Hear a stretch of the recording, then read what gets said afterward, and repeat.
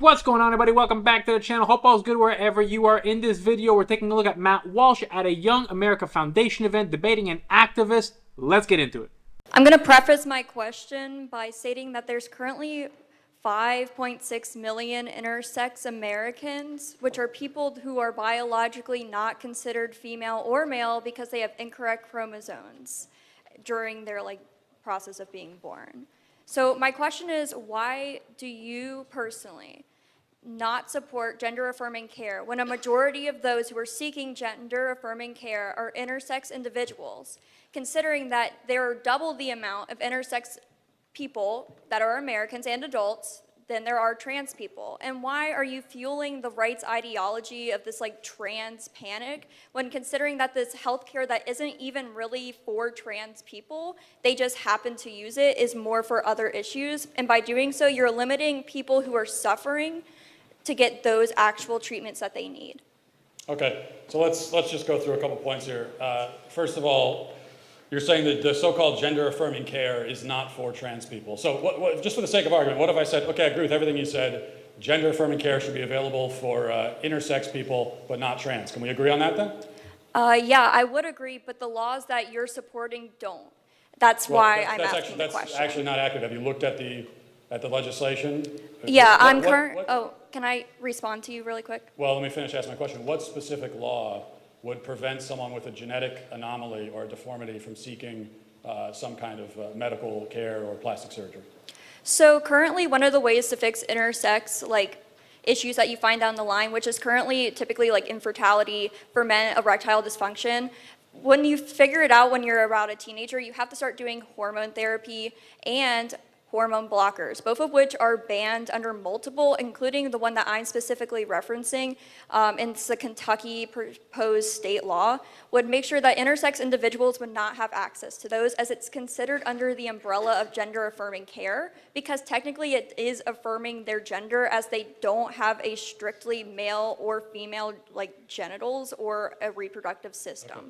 Reason that the number of intersex people seems so high, I know when she says that, it seems like a big number, and people say, well, 2% of the population are intersex, is because now we include people that have DSD, developmental sexual disorder. So a boy with maybe breast tissue or a smaller penis, maybe they have more estrogen or something of the sorts in their body, they get included under intersex, which they're really not. Actual intersex people, and granted, they're still a male or a female, they still only have the one reproductive system, but that's less than 0.5% of the population. It's not this 1.5 or 2% that a lot of people make you believe. Let's get back to it. I have to confess, I'm skeptical of your reading of the Kentucky law. I have not read the exact language of that law myself, so I can't say for sure that you're wrong about that. What I do know is that, what I can speak to is the Tennessee law, for example, where I'm from, which bans these procedures, castration, mutilation, specifically mentions that if someone has an actual valid medical issue, then obviously they don't apply. It's the same thing as, we should ban cosmetic double mastectomies for gender-confused women. Obviously, if you have breast cancer, you need a double mastectomy, then you would not be forbidden from getting that. It's very easy to write that language into the law. Now, that's the first thing. Going to your point about intersex, a couple of points here, a couple of things you said that I think aren't true. The first is you said, how many intersex people? There's currently, the United States clarifies in their census that there is 5.6 million Americans, which is double the amount of trans adults in the United States. 5.6 million. Do you know how, for that figure, to arrive at that figure, do you know how intersex is defined? Yes, intersex is defined as either having a chromosomal, here I actually have the exact definition pulled up on my phone from the US Census, because I wanted to make sure. So it includes people with an extra or missing sex-linked chromosome, those born with other physical variations that don't fit into the categories of male or female. This is seen as someone who has breast, but also has a penis. Yeah. The issue is that the caveat there about other physical variations.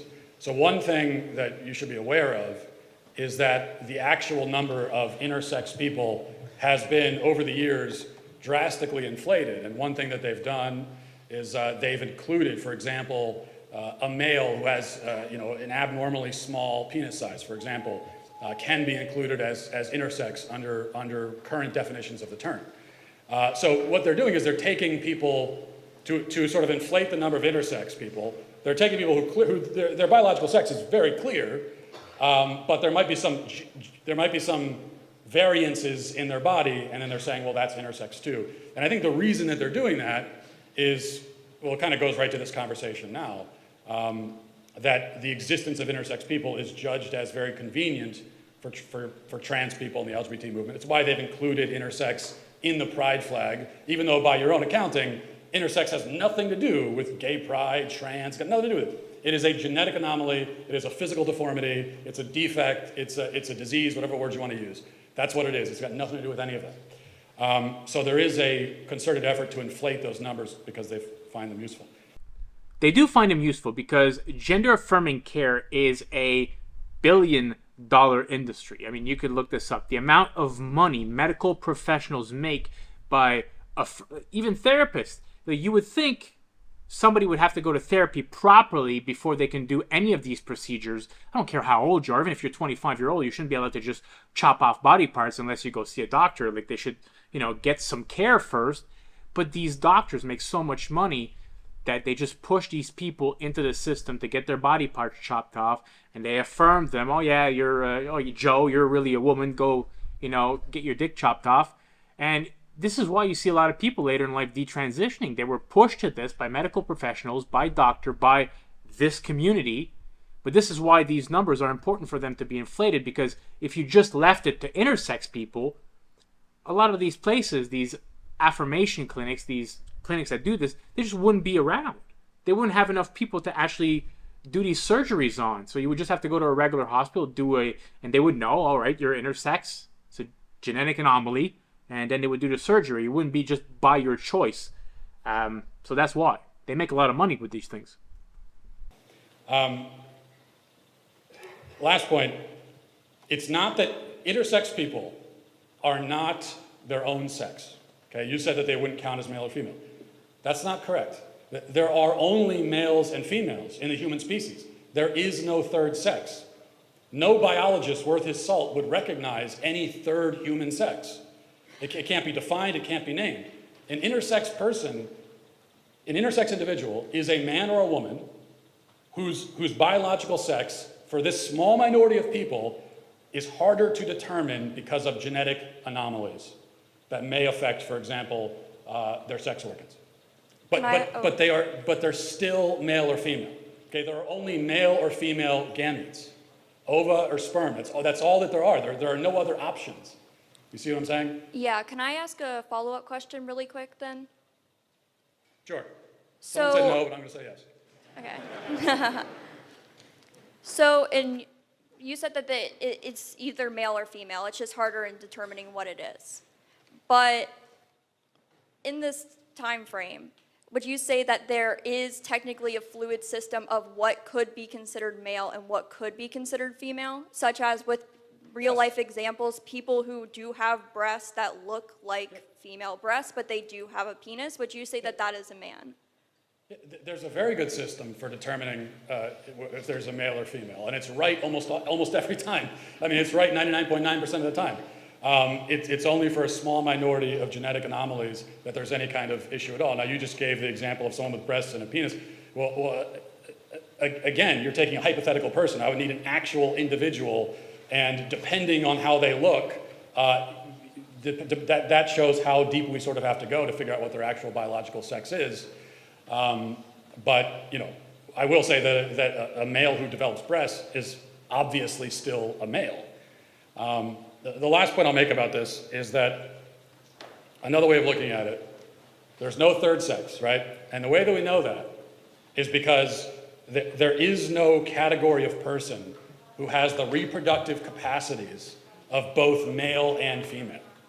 So you either have the reproductive capacity of male or you have it of female, or you're supposed to have the reproductive capacities of a male, but you don't because of a disease, or female, but you don't because of a disease.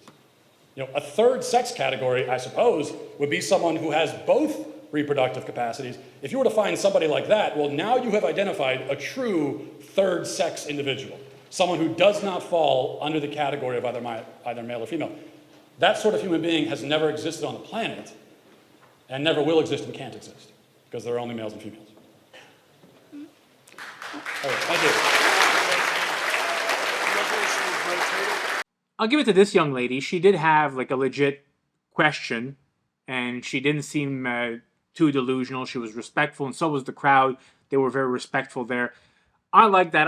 I don't like when the crowd like gangs up on the person asking the question on either side, and no matter how like ludicrous the question may be, because if you do that, then people will stop asking questions eventually, and then you don't want to be like these people on the left who, if they don't get their way, they just insult the person giving the speech, or they call them names or something of the sorts. Right? You don't want to be like that. We got to be better, and as a society, as a whole people, we got to be able to have discourse and talk, because the way you combat bad speech is with good speech.